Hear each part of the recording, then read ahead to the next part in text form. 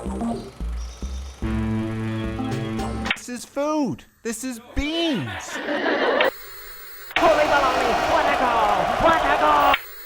So, Book of Boba Fett, Adrian Pinter. What are you thinking? What are you thinking about this this series? 7 episodes. It's all done, all wrapped up. Jon Favreau's The Book of Boba Fett on Disney+. Yeah, it is all wrapped up. I'm thinking that this show is really great. I think what Jon Favreau has done here is create something just really, really awesome and really just all around, just like a good time. I don't know.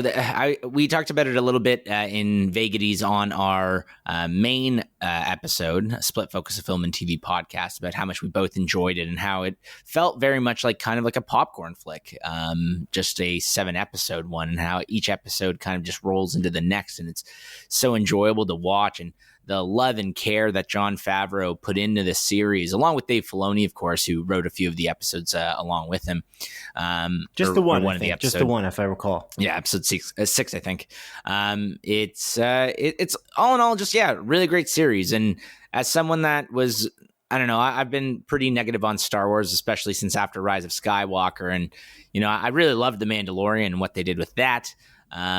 When this show aired, I watched the first episode when it released, and then kind of just forgot about it. I'll be honest with you, up until the finale started airing, and then I watched like 2 episodes at a time, like episodes 2, 3, and then 4, 5, and then 6, 7 over the course of about 3 nights, and I found a lot of enjoyment out of that.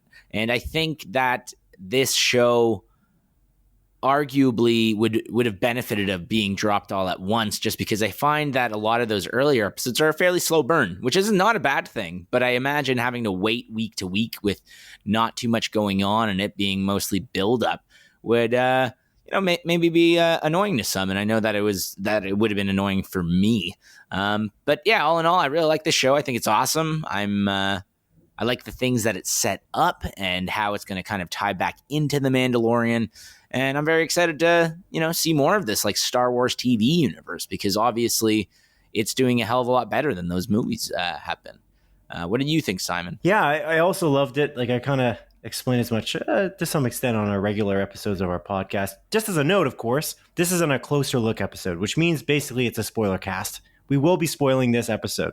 So if you haven't watched it and intend to watch The Book of Boba Fett on Disney+, back away now from this episode of Split Focus, a Film and TV podcast, because we will be spoiling this shortly. But yeah, I think it was brilliant. I think the music, the production values are really great. The writing is very good from Jon Favreau. Like on a broad perspective, exactly what you said, in that I feel like I don't think I needed to be action filled for me to be intrigued enough to watch the rest of the series. I just don't like the idea of watching things with a full 7-day gap in between.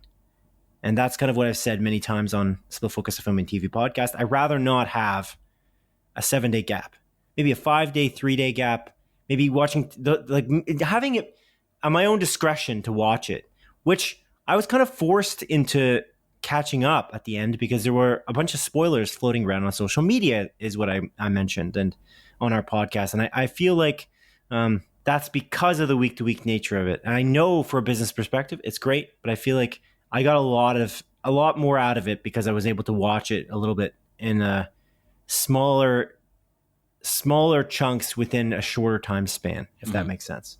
Yeah. And I think that because the last episode was actually a bit of a gap for me, it was actually worse than the other episodes. But I think that the reason why it felt a little bit more lackluster is because of the fact that there was a bit more of a gap, and the previous 2 episodes were just so good. 5 and 6 were just amazing. But I was a little puzzled, and I think you made this joke to me, or not to me because we don't talk outside this podcast, but to Jimmy, who passed the message along to me. And of course, Jimmy is our audio video technician here on Split Focus, a Film and TV podcast. But you sent him a message sent to me saying that it's the Mandalorian season or episode 5 or whatever, episode 6.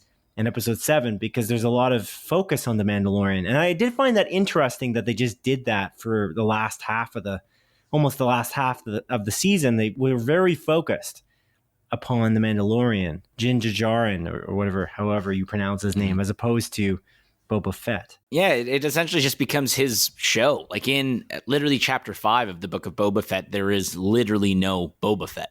It is just the Mandalorian. And then at the end, Fennec shows up to like kind of bring him to Boba Fett. But yeah, it really just kind of becomes his show those last 3 episodes. And honestly, I think that is a benefit to the show because, again, those last 3 episodes are the most interesting episodes, and I really love Din Djarin as a character and kind of his journey, and I wanted to see more. And honestly, I almost feel like these last 3 episodes are specifically not specifically put into the show for, but is directly leads into the Mandalorian season 3. Which I kind of find funny because if a random viewer is just watching The Mandalorian, they decided to skip out on Book of Boba Fett and they're going to start season 3 of The Mandalorian, they're going to miss actually quite a bit because, they kill off Cobb Vanth, who is, a character in The Mandalorian, I think the first episode of season 2. Well, they didn't. What do you mean they didn't? I mean, it's teased that he's alive. He's in the tank at the end. Oh, in the cry. Oh, yeah, good call. Yeah, he is. He's not dead. And plus, he's not very big. He's just as much of the Mandalorian character as he is a Book of Boba Fett character. He's a Tatooine character, if anything. Yeah.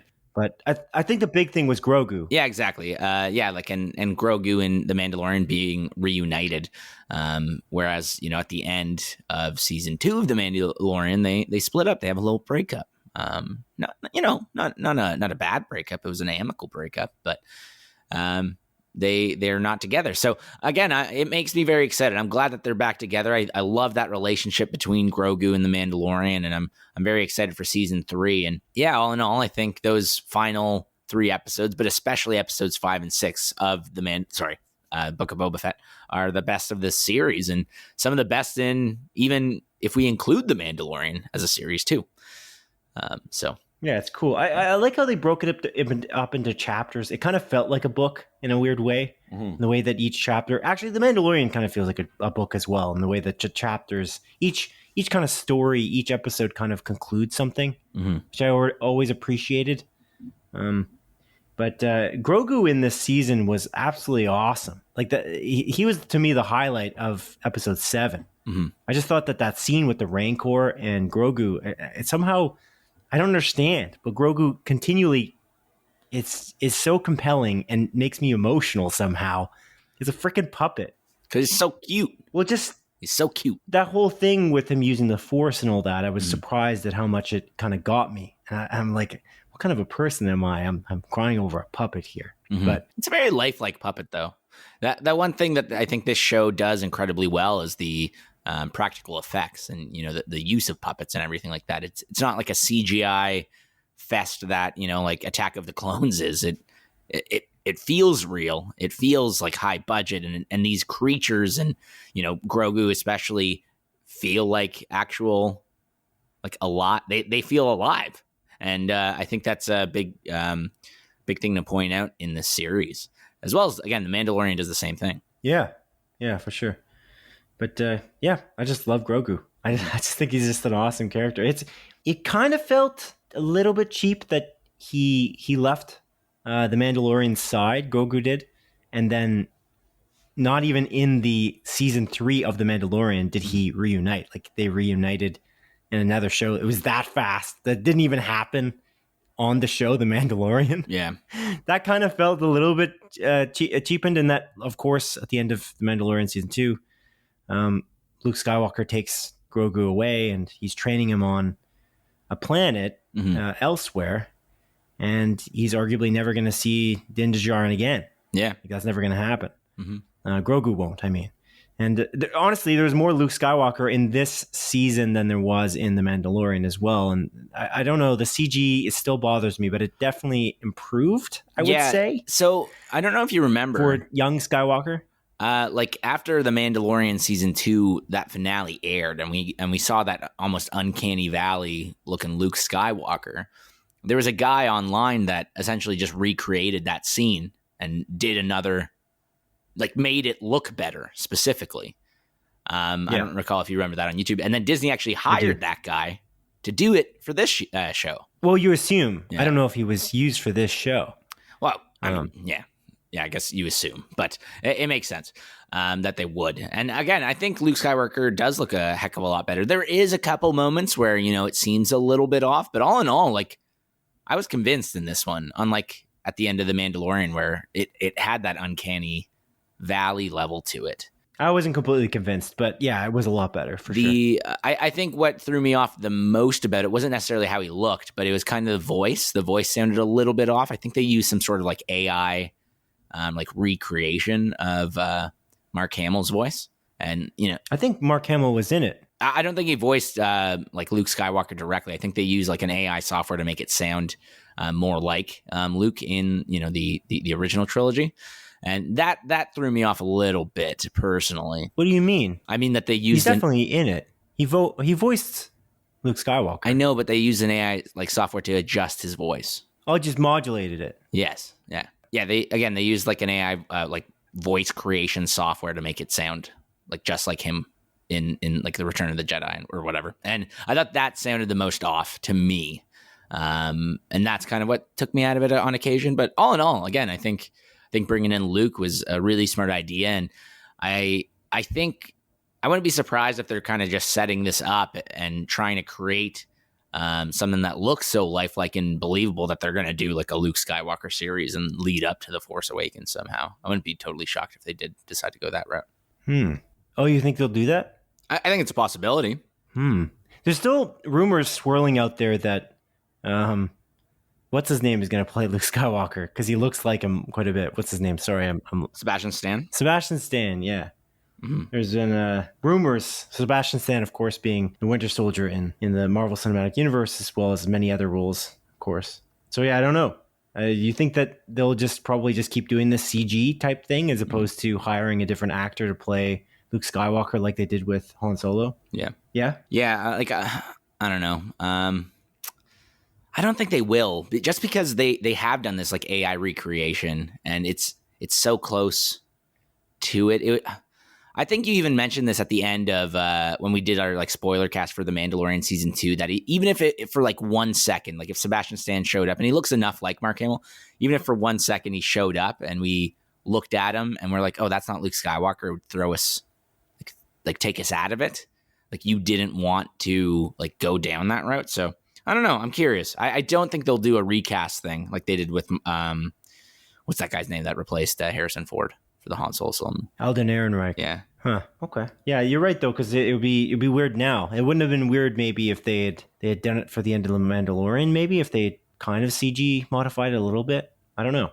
It's interesting, but maybe it's too late. Cad Bane was pretty cool. I'm not super familiar with this character from the Clone Wars TV series, like the animated TV series, but that bounty hunter being introduced, pretty cool because they used the same actor to play him. I just felt like they introduced him a little bit too late and that they didn't do enough character development with him. And it kind of felt that aspect of the Book of Boba Fett kind of felt like one of these Marvel Cinematic Universe shows, and that things were moving a little bit too fast. Like they were rushing because they didn't have enough time because there just wasn't enough episodes. So I think that more dedication to showing the badassery of what Cad Bane could do would have been a little bit better, because he only really had 2 duels.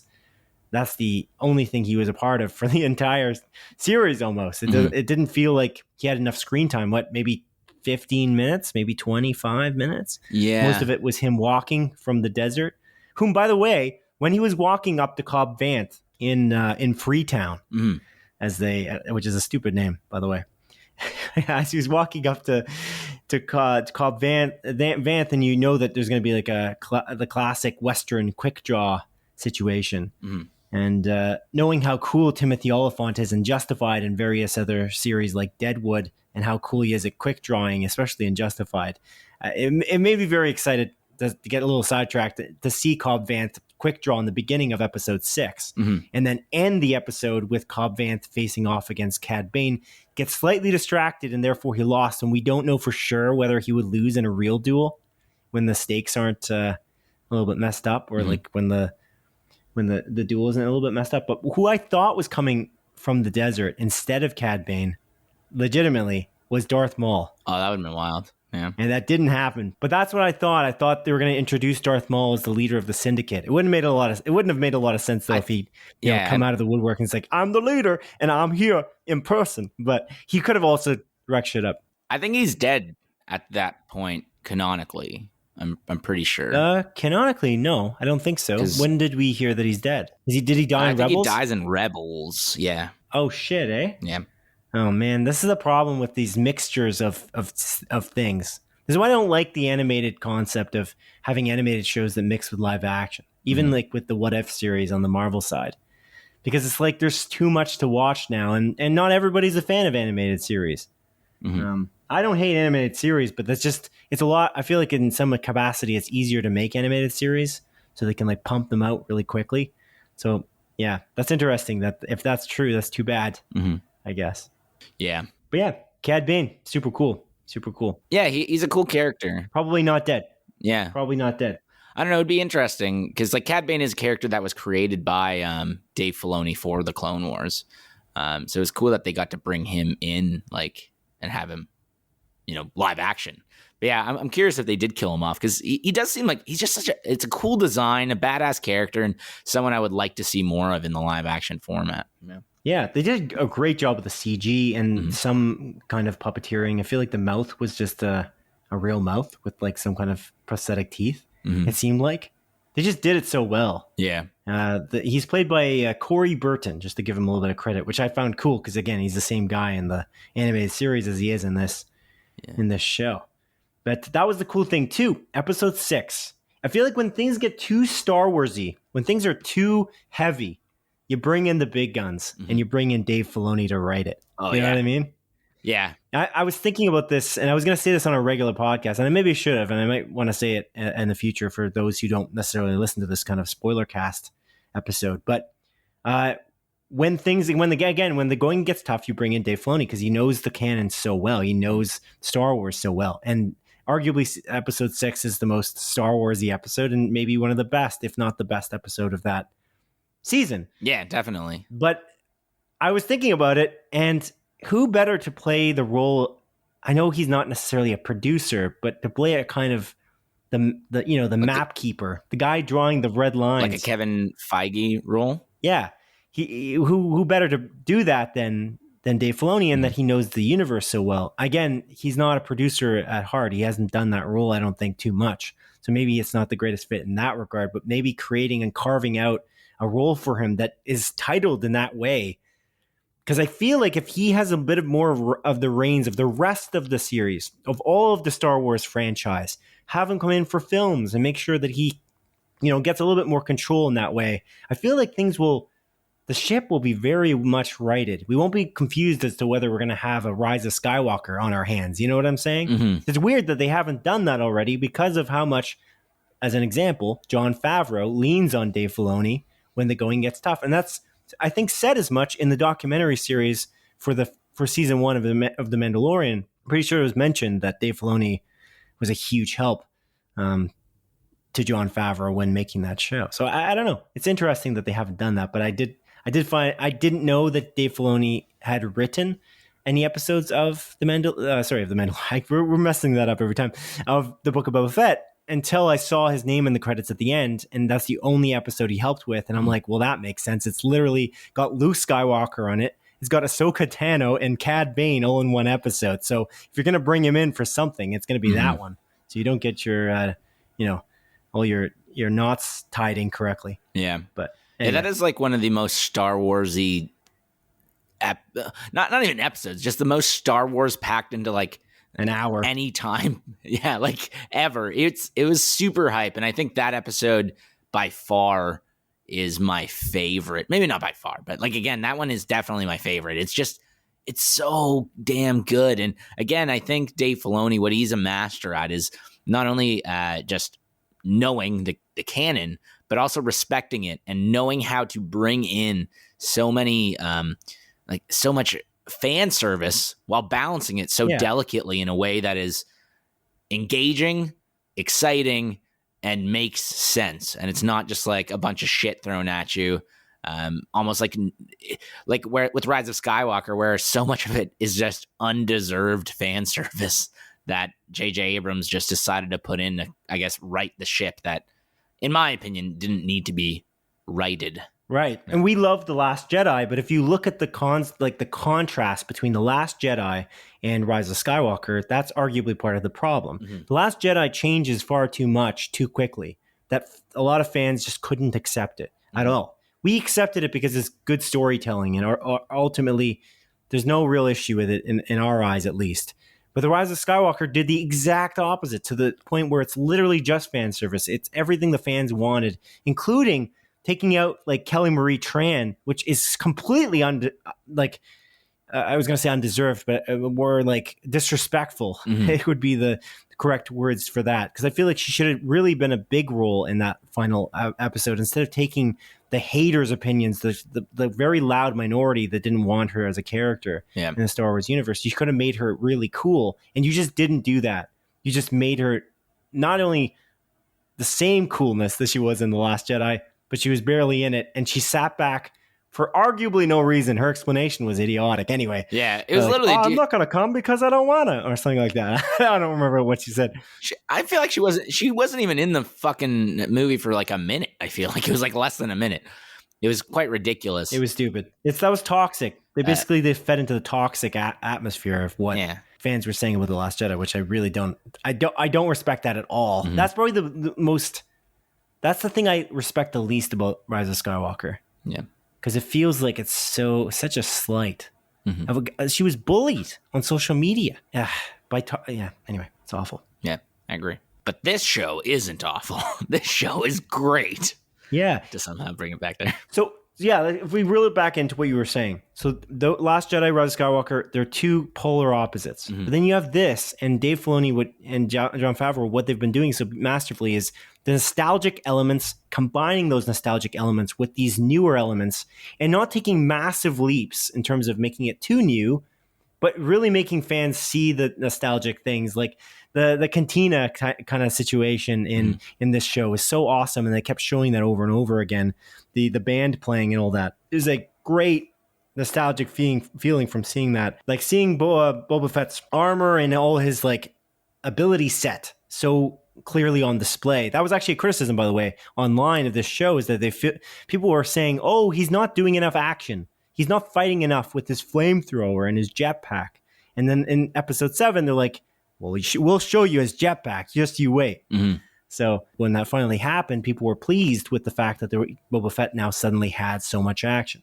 So I don't know. I feel like they balanced the whole season relatively well. And yes, it was relatively slow in the beginning, but again, didn't bother me. That didn't bother me too much. And I respect that. The amount of detail and the character development throughout the season, like to slow everything down and really show Boba Fett's journey after being stuck in the Sarlacc pit, I thought was, again, beautifully done. I feel like more anxious and kind of less tenured professional filmmakers might panic a little bit faster with a property like Star Wars. J.J. Abrams. But they didn't. And that's the beauty of it. They didn't panic. They didn't just try to throw everything at the wall as soon as they started episode 1, 2, and 3. They really took their time because they knew that by the end there'd be payoff. And that I also respect, considering it's a week-to-week show. And it's a bit of a risk. And actually, to be clear, I just coughed J.J. Abrams' name because he obviously directed Rise of Skywalker. J.J. Abrams is a tenured professional. That's why it's so ridiculously disappointing that he made Rise of Skywalker the way he did. Because you'd think he would know better, but again, it's not only his fault. Like, I don't know, again, he's got other chefs in the kitchen, there were producers and whatnot. They obviously didn't steer that ship very well either. Yeah. But yeah, another note, that ship, the Naboo Starfighter, was absolutely brilliant. I love that they brought that in. Again, balancing the nostalgia aspects of the whole Star Wars universe. Not just the stuff that people are known to love, but also the prequel series. And bringing in the Naboo Starfighter and making that the Mandalorian's new ship is huge. It is very huge. It's super nostalgic. Like, as soon as I saw that, I was like, God damn, that looks awesome. And it was like very exciting. And it's kind of cool because it like when they start showing it, it almost foreshadows like, getting to see Luke Skywalker and stuff like that. Not exactly, but like it's setting up like so many little things, and yeah, it was very brilliantly done. And I'm excited to see that ship more and more. It sucks that the Razor Crest is gone, but yeah, that ship's going to be a very pleasant addition to, again, the Mandalorian series. And I don't know. Again, we even got like some X-wing action in it, and X-wing action and all that sort of stuff. And yeah, I'm really into this. I'm really into this, and I'm excited to see more of it. I think, just the kind of like when he like flies to go see Grogu and everything like that too, with that ship, and it was just again, the balance of nostalgia throughout all of these episodes is so brilliantly done. And again, I think that ship was a really awesome addition. I'm happy that we got it. Yeah, another character that's kind of interesting that seemed kind of muted considering what she can do was Fennec. A little bit. And then that last episode, that was a brutal scene. Like, actually brutal. It's probably one of the most brutal things I've seen in the Star Wars universe, in the Star Wars franchise. She murders everyone in that room, and nobody shoots first but her. She's the only one who really shoots. It's like, there's no question there. Like, they had that debate, obviously, with Han Solo for years about who shot first, Greedo or Han Solo. Like, who? In this case, like, who the shit cares? Yeah, exactly. She shot everyone and hung basically from like some kind of weird wires. The mayor of the town, who's literally defenseless and has no abilities to shoot anyone because he seems like he's just a slow, blobby alien, and he was just killed by hanging. Yeah, in front of everyone. It's quite satisfying to see. Yeah, it was just brutal though. Yeah, surprising. We get that brief action scene. I want to say in the first or the second episode with Fennec when she's like chasing those people. But other than that scene, up until the end, it is quite muted. And yeah, like, again, it's so cool how badass she is. And that I think what Star Wars consistently does well, other than I would argue in like this like sequel trilogy, is that they make very strong like female characters, and they do a really great job in creating these strong female characters. And Fennec is one of these like new original characters that were introduced in The Mandalorian that I'm just really glad to have in this series. And sure, yeah, it's a win for diversity and all that sort of stuff, but it's just cool to have someone this badass and being like arguably the best sharpshooter, I guess, right now that we see in this like Star Wars universe. Yeah, probably. Yeah, I'm trying to think if there's anybody else. Maybe somebody on the Rogue One team. Yeah, maybe. Not sure. They're all dead now. So yeah, yeah. Wait, yeah, they would be dead at that point. Yeah, good point. Yeah, like way dead, like 30 years, however many years. Maybe not 30. But yeah, a good chunk of years dead. Yeah, for sure. So by default, she's the best right now. Yeah, at least. But yeah, she's so cool. Ming-Na Wen, she's so awesome. Yeah, man. She's a cool actor. And the fact, again, we've talked about this on Split Focus, a Film and TV podcast, but the fact that she has been in the Disney universes, in Star Wars, and in Marvel, in the Marvel Cinematic Universe, it kind of puts her in a unique position that not many actors have done. There are a few, I think, that might have done it. No, I don't think so. I think maybe she's the only one. Yeah, I can't think of anyone else. I'm not sure. She's in Agents of S.H.I.E.L.D., of course. She's literally the voice of Mulan, and she's Fennec Strand. It's Shand. Strand? I think it's Shand. Shand. Yeah. Strand is a Death Stranding character. Oops. It's true. Yeah. One last thing. I shouldn't end it on this. We can say something else after this, but I just wanted to point this out. It's in my notes. It's one of my last notes here. The last episode, there's this moment where I can't remember how to pronounce this guy's name. The Wookiee, Chrysanthemum? Chrysanthemum? Is that close? I don't know. I don't know. Now I'm just thinking about the flower chrysanthemum flowers. That's the problem. That's why I can't say his name. And now I've ruined it for you too. Yeah. I'm looking it up briefly just to see if I can find it quickly, but I can't spell it because I don't know how to say it. So that's the problem. Chrysanthemum. It's Krrsantan. Chrysanthemum. Chrysanthemum. Perfect. Anyways, he's injured. He's also a beast, but he's injured at one point in the middle chunk of Book of Boba Fett. Yeah. Finale. The Book of Boba Fett finale. And he is dragging his foot, and it's literally a boot. And I'm like, what are you guys doing? Your production values are through the roof. Are you serious? is what I was thinking. I didn't even notice that. There's like no, you'd think that he would have like a paw or something. Like you would have like, but it's in the shape of a shoe. I'm talking about the bottom of his foot. It's the shape of a shoe. It's clearly the outline of a sole of a shoe. And it's like, well, don't have him drag his foot then. It looked bad. It looked like a guy. It looks like a guy in like a, Disney World costume. Yeah. Sprained his ankle. The kids were chasing him and he tripped. I don't know. Interesting. That completely took me out of it. I was like, I can't believe this. And they showed it multiple times. Oh. And I was like, what is happening? Why are you doing this? And it called back the Star Wars. It called back to like the Starbucks cup in like Game of Thrones or something. It kind of just takes you out of it. But that was the Starbucks cup was clearly that missed. Like everyone on set just didn't see it. But I just wonder about maybe that's what happened here too. Maybe he just started dragging his foot at the very last shot, and they're like, "That's too good to not keep in." Yeah, and they never noticed the fact that the bottom of his foot it was just basically just a fuzzy shoe. Anyway, I didn't even really notice that. I didn't love that. It's just jarring because of how good the production values are. That's all. Yeah, I did love that when he like shows back up, like halfway through the episode, you think like he's dead or whatever, and then literally Boba Fett's like, "I'm sorry, I thought you were dead." Like he literally just tells him like straight out, like, "I thought you died, and I apologize for thinking that." And he's just like, "Yeah, whatever, it's cool." Doesn't actually say anything. He's too big of a beast to die in that situation. Yeah. There's a lot of good nostalgia callbacks there too, like having the cousins, like the Hutts, show up too. That was cool. Really neat. I would have liked to see more of them a little bit, but it makes sense, like in terms of where the story goes, like why they didn't play a huge part. But I wouldn't have mind seeing more of the Hutts. That would have been neat. That's kind of why I thought Darth Maul was a part of it, because I thought, why are they scared? The Syndicate doesn't seem that scary to me, even now. Yeah. I think back and I think that's why when Cad Bane is walking through the desert, I'm like, oh man, this is the guy who's in charge probably. Because like, why are the Hutts so scared that they would just ditch? Considering people have to get permission to kill the Hutts. I didn't know that was lore, Star Wars lore. So that's a really cool little tidbit that we learn in this series, that you can't just kill a Hutt without getting permission from somewhere, from someone. I don't know from who. Like you have to get the permission from the Hutts to kill one. Just the manager. Yeah, the manager of the Hutt family. Yeah, but it's an odd rule that but it's cool. Again, a lot of neat things just thrown in. Yeah, and a lot of details that I wasn't aware of.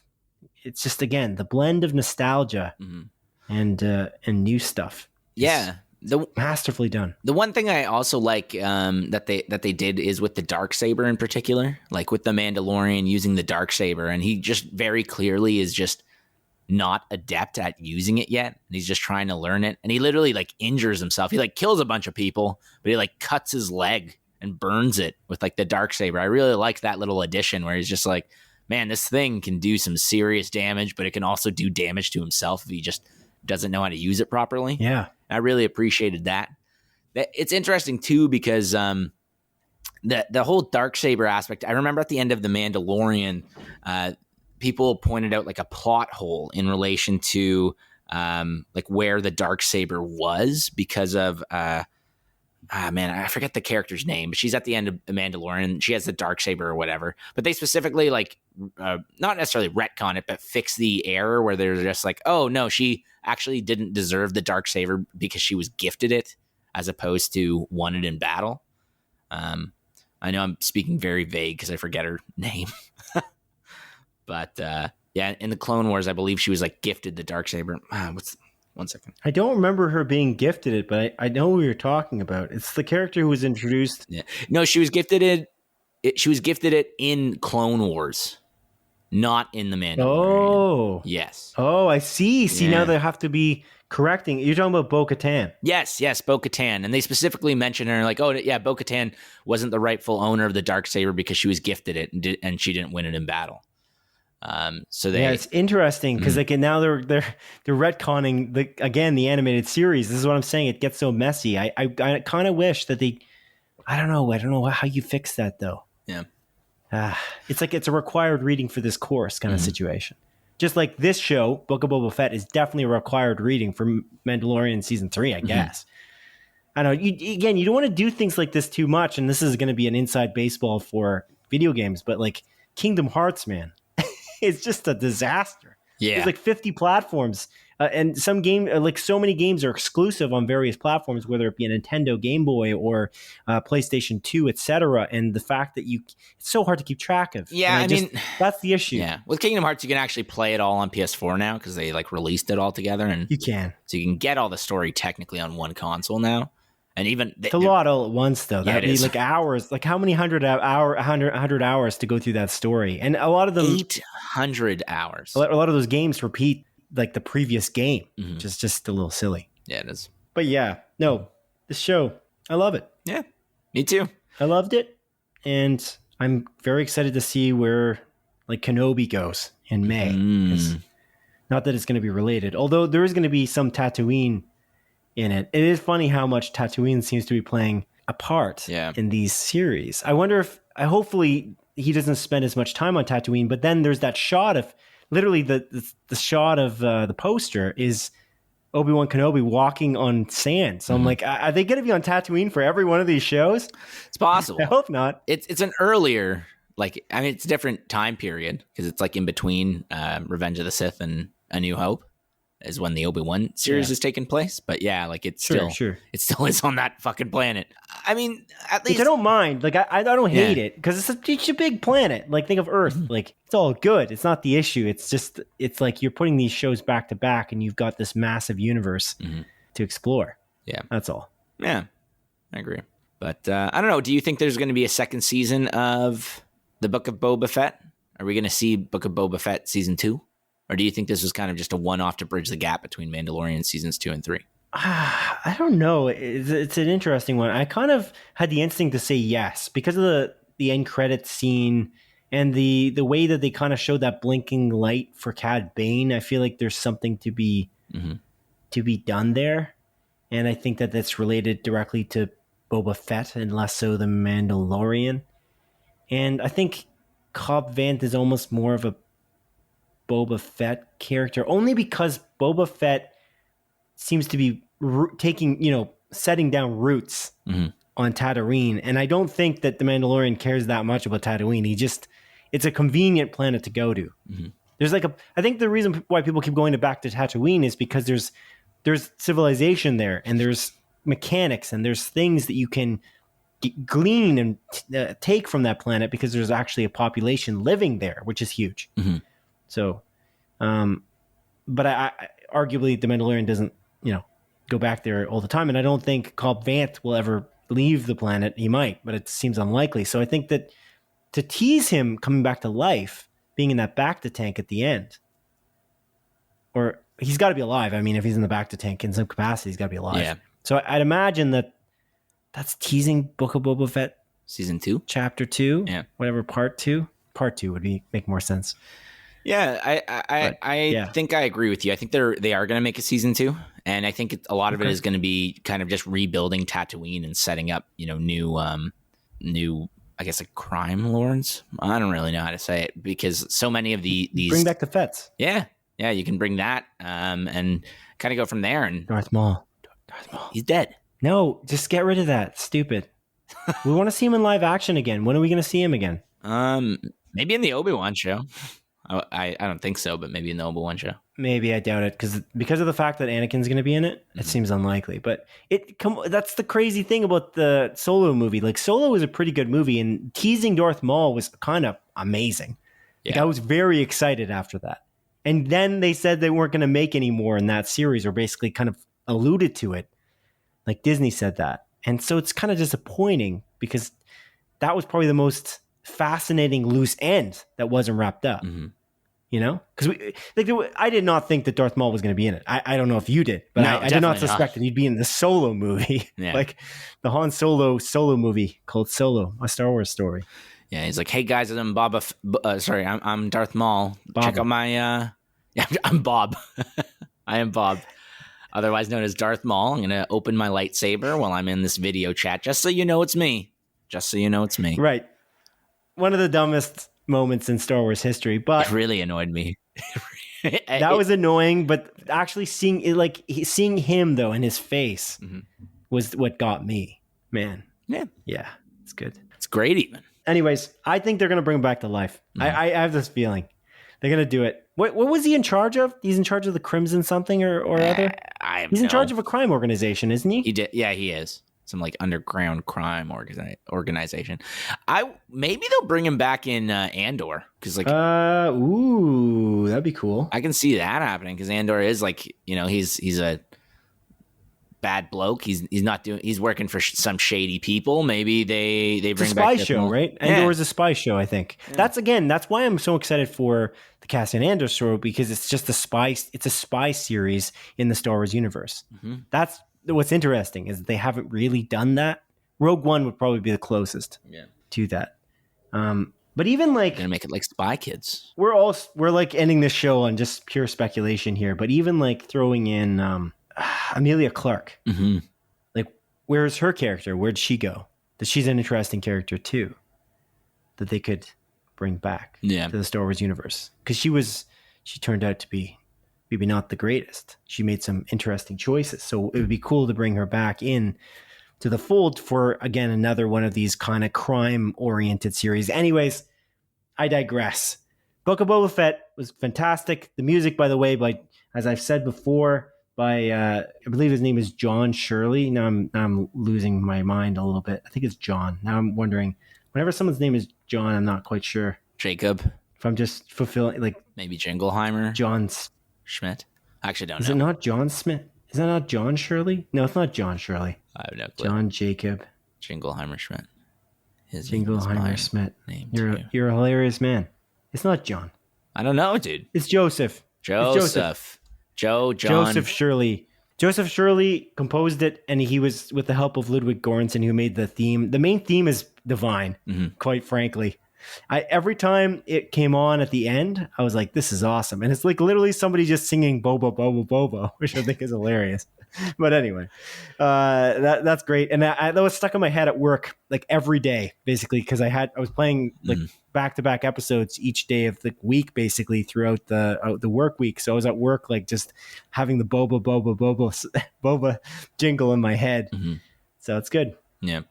Jingleheimer Schmidt in my head. Good on Joseph Shirley and Ludwig Göransson for their awesome music. Adrian, anything else to add before we conclude this a closer look episode of Split Focus?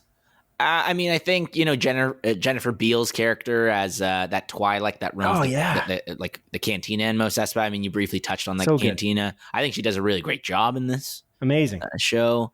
I was actually very shocked when she gets killed off, like when they just blow up that cantina. Yeah. I was like, holy shit. I agree. That was one of the more disappointing moments, because it would have been nice for her to survive, because she was an interesting character that we didn't get enough development on. I think she's mysterious, and that's cool. I like mysterious characters, and there's a lot of mysterious characters in the Star Wars universe, but it would have been nice to see a little bit more from her, like in future seasons of some other Star Wars show. Yeah. But can't do that now. Unfortunately not. And, I couldn't care too much about like those cyborg characters that were kind of introduced. Like I don't think they were. Right, I think that was a criticism of the series by some fans as well. It kind of reminded me of, not in the exact same way, but it kind of reminded me of like the villains in Captain Falcon and the Winter Man. Like they were just kind of thrust in, and they seemed very uninteresting and didn't get enough development, and they were just kind of there. I don't know. I didn't really love it. They almost came off as cheesy, but a little bit. Yeah. The multicolored like Vespas they were driving were kind of a little hokey. Yeah. It wasn't amazing, but I don't really care that much. It's cool. It's just throwing a little bit of flavor, and he needed troops. So I did like the chase scene that they had like through the town with like I thought that was a pretty neat scene. But other than that, I could have watched the show without them, realistically. And also, I just wanted to point out that Danny Trejo, his cameo in it as the Rancor trainer, I thought that was kind of a neat addition too, which I'm not too surprised because he's in a lot of Robert Rodriguez stuff. Right, yeah, because Robert Rodriguez had a hand in executive producing the series, and he directed some of the episodes. I think that actually was one of the episodes that he directed. I think that might have been the third episode. Yeah, I can't remember. If I recall correctly, that Danny Trejo was in. So the emissary to Vib Fortuna, not Vib Fortuna, sorry, the mayor. I don't know why I said Vib Fortuna. The mayor was also really cool. Yeah. What was that guy's name? What's that actor's name? Or even the character. But I just thought he was really funny because he's just ridiculous and he's sarcastic. And he's a bit of a dick. Like pretty much the entire series. Yeah. You kind of want him to be killed like multiple times, but because he's just so damn disrespectful. But he's just so entertaining to watch. Mm-hmm. Is it David? It was played by David Pasquesi, I believe. And the character's name was Majordomo, if I recall correctly. Okay, cool. Yeah. He's just kind of awesome. Mm-hmm. Did he die? No, he survived. Yeah, I think he lived, if I recall correctly. Yeah, that's awesome. I'm glad that he lived. Yeah, me too. For season, it's perfect for season 2. I hope he works for Boba Fett at the end. Anyways, I just said we're wrapping this up, and then we just kept riffing some more about things we remember about the series. But this is just a joy to watch. I love watching series like this because they're just, again, you mentioned it at the top of the episode, like a popcorn movie, popcorn TV. It's like, it's not breaking any rules. It's not creating plot holes in the Star Wars universe. It's just handling everything with beautiful care. The production values are through the roof. It's so fun to watch. There's these crazy action sequences, and it's just incredibly inventive. Like even that planet that the Mandalorian is on in episode 5, like what a cool, whatever that was, like the giant ring that's revolving around the planet with the light. Mm-hmm. What, did you remember that? That was like the most, like I've never seen such a cool concept, and they just kind of threw that in the background. Mm-hmm. He's just on this, like, in the city that's the lights consistently changing to night to daytime. I don't know. There's just so many crazy details that they threw into it. And it's just, I have mad respect for the creators, the people who worked on this show. I just think it's so good. And yeah, I'm so excited for the next series. Mm-hmm. So thanks, Adrian, for joining me. And I hope everyone has a great day or night. Yeah. Or there's no other option. There's only day or night, really. So afternoon. Good night and good luck. Goodbye. Good morning. Take care. Goodbye. Also, Amy Sedaris. Always a lovely addition. I love her. Indeed. She was very good. I don't know how her character has sex with Jawas, but anyway, let's leave it on that. That is a confusing... Yeah, okay, yeah, real quick. What the fuck? That was a weird one. Anyways. How is that not in your notes? Yeah. I was like, if you're not going to bring it up, I'm not going to bring it up because it's pretty odd. Yeah, that was a She just kept mentioning how furry they are, which makes me think that she definitely had sex with them. Oh, she definitely did. Anyway, she definitely did. It's pretty weird. All right. I hope everybody listening to this has the most, stupendous day they've ever had. And Adrian, I hope you have an okay day.